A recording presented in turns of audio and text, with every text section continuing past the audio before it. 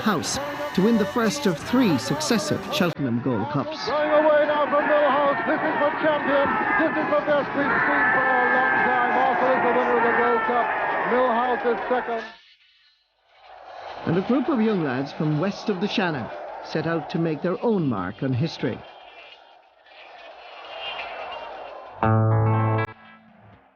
For many young men of Galway, the ultimate dream was to wear the county colours. I'm Galway born. I went to school here. I played football as long as I can remember.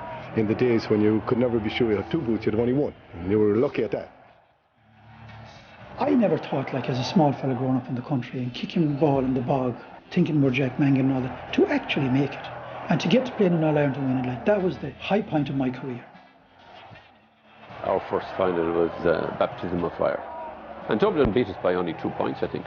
People always say that we should have won that one, but I always maintain that if we won that one, we mightn't have won the other 3.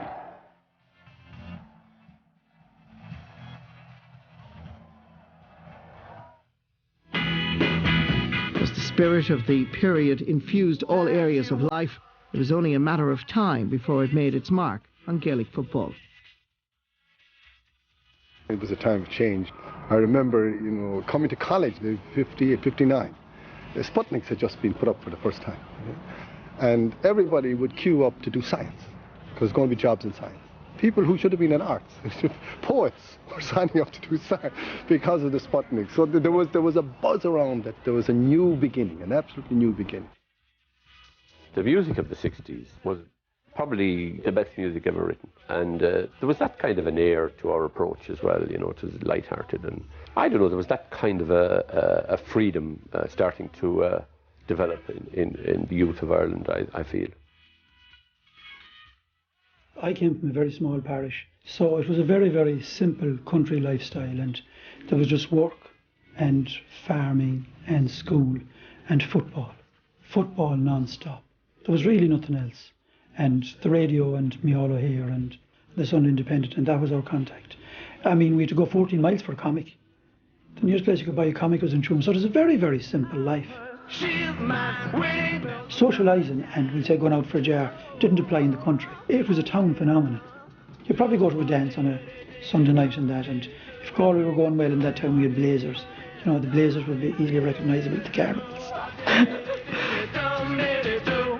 The foundations for many a Galway team were laid on the football fields of St. Jarlath's College in Tuam. This was especially true of the great 3-in-a-row team. I suppose in Galway minor terms, if you came out of Jarlath's, you were there almost. And then if Jarlath's won an All-Ireland, it would be very, very hard to keep you off the team. Jarlath's is nearly a passport. We had an incredible trainer called Father Kavanagh. He really got us going on the road and got us thinking the right way. You never thought you were going to be beaten with him around. Father Kavanagh had us doing weights when I was a 4th year in Jarlath. I was a very small young fella and I wasn't able to lift the hands. I wasn't able to lift them. And a few months later, the muscles were starting to develop, I remember him having a table in the boot room with all these movable men and that. And there were principles like, as a goalkeeper, if I got the ball on the right-hand side of the goal, it was expected to be a right-foot kick to the right half-back. You didn't cross your goal, vice versa. Left-footed kick to the left half-back, wherever you were. Find the man all the time. So you were thinking. He went to America and he studied sports psychology. The whole aspect of sport, and came back and was way ahead of the posse. It was unheard of at the time. Everything kind of fell into place. There wasn't anything else really. In St. Charles there was just football and books. And if there was books only, it was a bad existence, Croke Park, Dublin on 26th September 1960. A record attendance of nearly 88,000. A sign of things to come. A Galway victory over Cork in the All-Ireland minor final of 1960. But before the main question could be solved, the youthful footballers of Cork and Galway must fight it out for the minor championship. Behind the Fingal Pipers band they march, Cork in their blue jerseys and Galway in their white. The minor team of 60, a good few of them got a call up the following year. And then in 62, I think there was 6 of us on the senior team. All very young, all still 20. And it was the absolute thrill, so it was. Soon the Galway lads were on the offensive again. In the following years, a significant number of the Galway panel studied together in UCG. Miners on the high road to victory. If we start to say in the college days, on the Galway team at that time, there would have been about 7, 8 players involved with the team. So we would be meeting in faculty leagues and we play against each other, train a bit. So a lot of good friends meeting regularly and enjoying what they were doing is a key ingredient, I think. Round, round, get around, I get around, yeah, get around. But while this close bond of friendship was a key ingredient of success, preparations for match day varied greatly between one player and the next. I was teaching in Leydon, it was 36 miles from Dublin. At the time I didn't have a car. And I remember getting a lift from the metalwork teacher on the back of a scooter up to Croke Park, and I stayed Friday night in my brother's flat in Black Horse Avenue, which is near the cattle mart on the North Circular Road. And I remember playing pitch and putt on Saturday. There was no hype or anything like that at all. We just met in the hotel in the evening.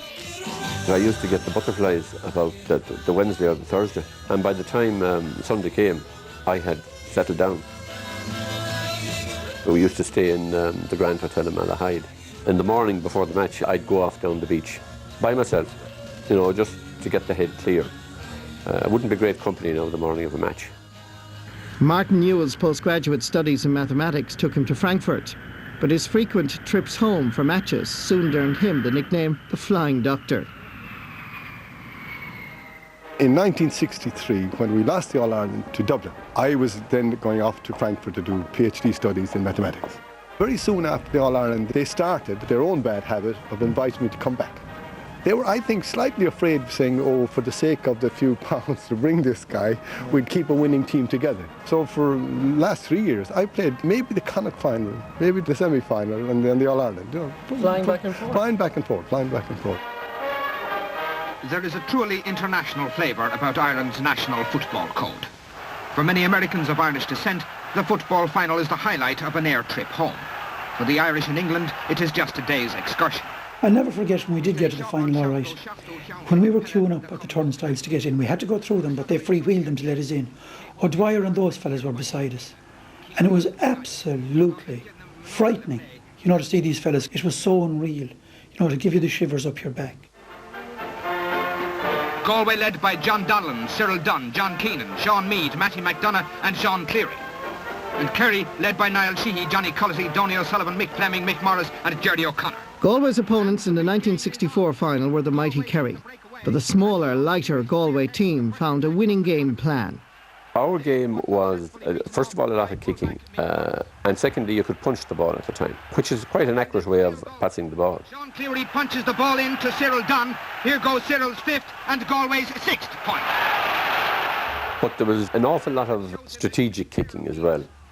You know, you kick a ball 50 yards, but you kick it in front of a guy to give him every chance of getting it, rather than kicking it up in the air and giving the back every chance. Because most of the forwards in our team would have no chance if the bloody ball was coming in high, you know. Now the destruction of the Kerry challenge started in earnest. Christy Tyrrell to Matty McDonagh. Another point.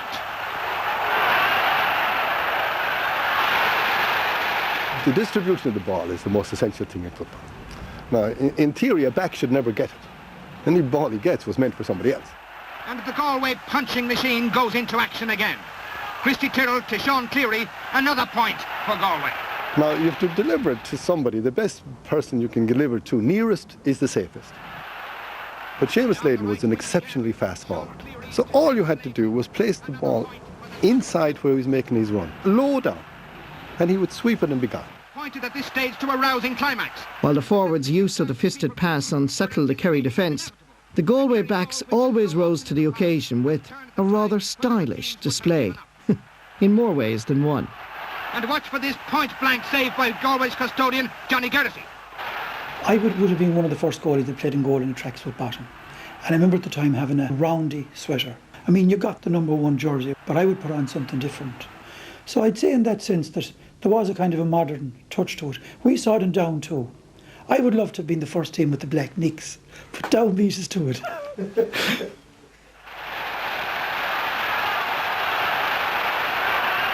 I was different from the traditional ones because I was quite small, and it's just the style I had. I was very, very interested in soccer.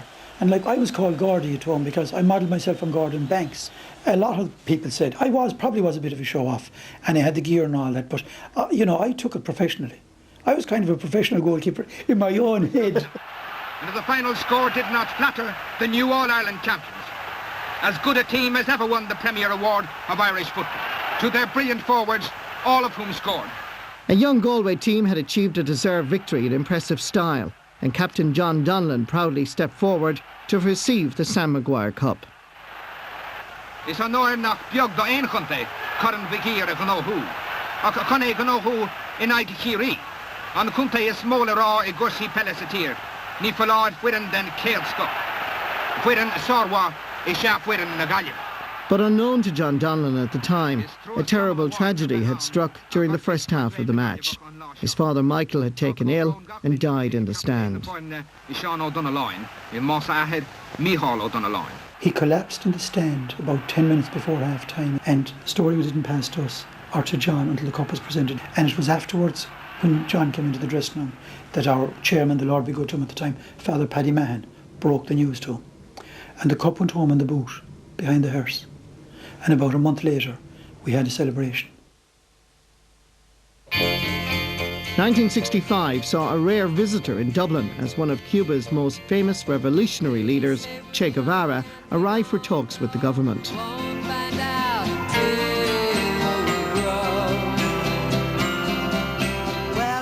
Meanwhile, relations between North and South thawed dramatically, following a groundbreaking meeting between the Taoiseach Sean Lamass and Northern Ireland Prime Minister Captain Terence O'Neill. But it was in the home final of the National Football League that we had the year's first real thriller, and indeed the signs of things to come. Galway and Kerry in opposition in a game that reached a hectic climax. The league final against Kerry, they were a point up with a minute to go, and Matty got a ball on the right wing. He passed the ball to me, and I went past 2 or 3 backs and stuck it in the back of the net. Mind you, I understand RTE in their wisdom. It's true that they don't have it in the archives anymore. You're not supposed to say that, are you? Well, you can edit it out. 2.5 minutes left in the game. Kerry, 8 points. Fortunately for us, reports of the demise of footage of the 1965 league final have proven to be greatly exaggerated. I'm delighted to reveal that a clip of Seamus Leydon's classic goal still survives in the RTE archives. John Donlan, 70 yards out from his own goal. He's now on the halfway line. He kicks it high, well up the field. Matty McDonagh trying to get up to it. Succeeds, but the ball breaks down. It goes back to Matty. Matty going through with the ball. Tipped it now to Seamus Leydon. Leydon going through. Takes a shot, and it's a goal. And that goal sent Galway to New York. Trips to America at that time were few and far between, and I reckon that's one that always comes back to me. The 1965 All-Ireland final saw Galway and Kerry renew their keen rivalry, but frequent encounters breed respect and even friendship between opposing teams. Bernie O'Callaghan of Kerry, he had his appendix out just before an All-Ireland final. Week before the game, it was terrible for him. And I remember sending him a note, and I'm sorry he wasn't going to be there, and so on, wished him well. And the next thing, he comes off the subs bench. And I imagine this huge bandage across an open wound, and you're saying, will I give this guy a shoulder? Yeah. What will I do? What did you say to him when he came out onto the pitch? What the hell are you doing here? Did you get my message? Referee checking his watch. Many others at Croke Park doing the same, and the game is on. Mobility, speed and accurate passing were important features of Galway's successful game plan. Self-indulgence was never an issue. The team ethic ran too deep. If you look at some of the matches, it was a different guy that came up trumps virtually every Sunday, which showed that we had great depth really in the team. And we had 6 or 7 subs at the time that would have got on any other county team. Where are they going to take this one? Can this be the equaliser? It's not. Could be more. The ball's right in the parallelogram, and it's kicked out by Martin Newell, right down the centre, where Mick Garrett gets it. 40 yards from his own goal. Mick Garrett is short pass to Pat Donlan, waiting for it about 60 yards out on the far side of the field. A low ball up now to Cyril Dunn. Cyril Dunn with the ball in his hand, being tackled by Gerdy Connor. Sends the ball through out now to Seamus Leydon on the left wing. Seamus Leydon trying to... Galway's play was characterised by a certain dash and adventure. But unity of purpose was also evident. Players were not merely teammates, but were close comrades too. Each fella would need to watch his back because he'd be slagged by another fella, you know, all the time. And you had to be able to give it and you had to be able to take it. And here's the throw in, and the second half is on, and it's Mick O'Connell for Kerry. Mick O'Connell with the ball, way up the field. Noel Cheney coming out for Galway, doesn't quite hold on to it. Pat Griffin gets it, doesn't quite hold on to it. See, the ball has got quite slippery now. Geraghty, of course, the great Geraghty would get and give, and the rest of us would get a fair bit. And of course, Matty was so funny. And, really, he was the daddy of the team, but he was a child at heart, you know. He loved his football and he was passionate about it. I remember he decided that training was getting a bit boring. And he went to Tull and the powers that be, and he asked, could we play a bit of soccer in training to get the boredom out of it? And of course, the band was there now at the time, remember that? And he was shot down, so he reparcelled it and he went back to them and he said, could we play a bit of ground football? And it would help to hone our skills with the ball on the ground. And the next thing, we were playing soccer. Time ticking away now, Kerry with 13 men. Colin gets it and roots it out into the far side of the field where Pat Donlan is in under. Pat gets it, and Galway are champions.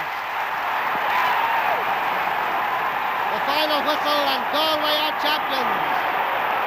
And the crowd going really wild.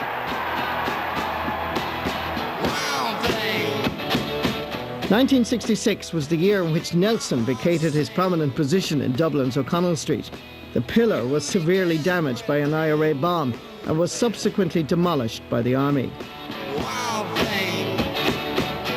That year too, Arkle completed his 3 in a row of victories in the Cheltenham Gold Cup. His third successive Gold Cup. But I wanna know for sure.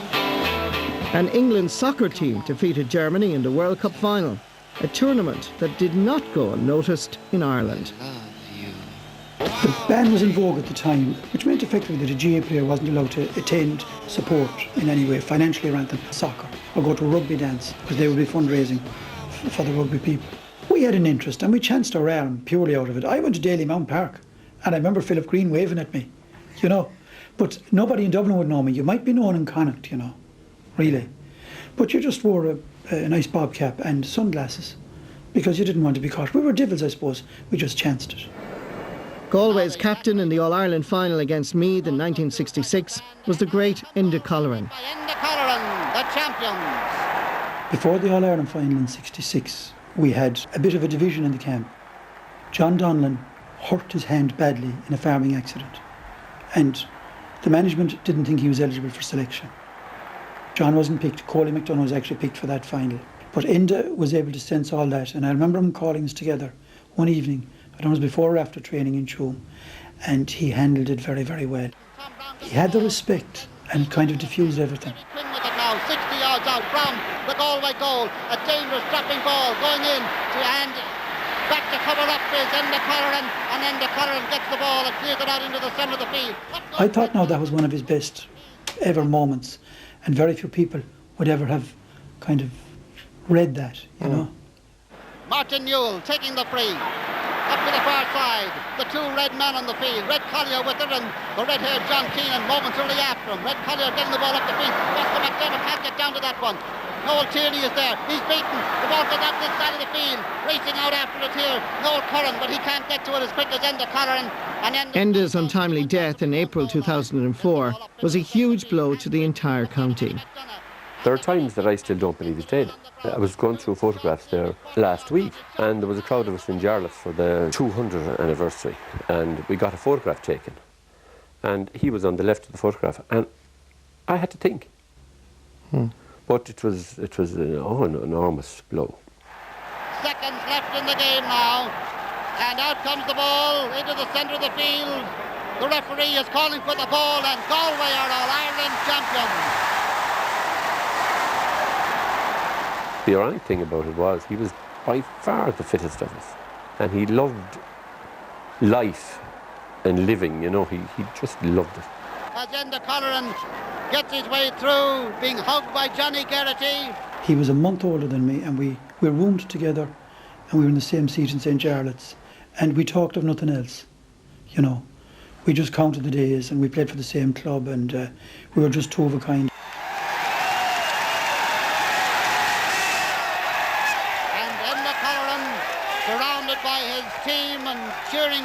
years holds high once again the Sam Maguire Cup. The Galway team who have won this title the third year in a row. And here is Enda Colleran. It's more an honour agus an privilege domsa. Beham a hasso an shaw. Eg fall creeve na hearn our son fern na Galway. Goramila Margie Golair.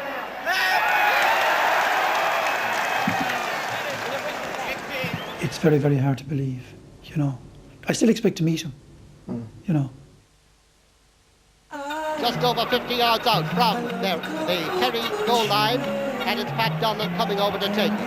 This teacher, one of the many teachers of the Galway team, all these lads, amateurs, kicking this ball in. Many qualities are apparent in the Galway side of the mid-60s. Their closeness as a team, tireless running off the ball, an intelligent approach to the game. Shot, and he sends it. It hits the post, and it's over the bar.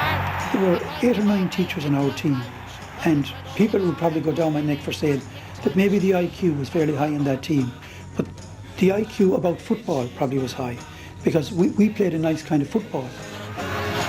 We weren't a very, very big team, and then we weren't that physical. Lads like Liam Sam and Sean Cleary and Inda were ball players in 64 and 65. We played a different game, you know. You could catch out lads like Kerry. You know, I think we out-taught Kerry. I've always felt that the reason why we were so successful was because the guys got on so well together. It was a fun thing all the way. There was no star on our team if you look at it. There was no prima donnas because there was no room for prima donnas. If any fella tried to step out of line, you'd want to see the way he got gobbled up. Galway seeking their third All-Ireland in a row, seeking their 6th ever. Galway seeking... By winning 3 All-Ireland finals in a row, the Galway football team of the mid-1960s earned a place in the history of the GAA, for which it will always be remembered. My life in football was about, say, 7, 8, 9 years. Since then, an awful lot of things have happened. And people will go back and say, oh, I remember you played football. And I said, yeah, but I did other things too, you know. Yeah, but I remember you played football. And it is you know, I do some things in mathematics. No one will ever ask you about they say, yeah, but I remember you played. So in that sense, it was a part of my life, and a very, very, very, very happy part of my life. Very, very enjoyable, in the sense that every player will tell you the people they played against and the people you played with. Huge impact. There's huge impact for the rest of your life. That's true.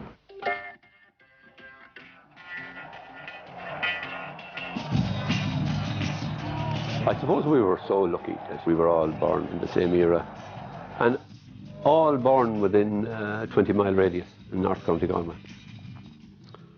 So we were lucky. I remember when I started playing for Galway first, Jack Mahan had nearly finished playing, and he said, do you know, I said, I'd love to be where you are. And he says, don't waste a minute of it, and you let it go as long as you like. I consider myself extremely lucky, you know, that it was very good fortune, that I seemed to be born at the right time. I came to college at the right time. I joined Galway football when they were really making a very, very good team. We are remembered because we were extremely successful. But I was remembered because I was so happy with a great bunch of players.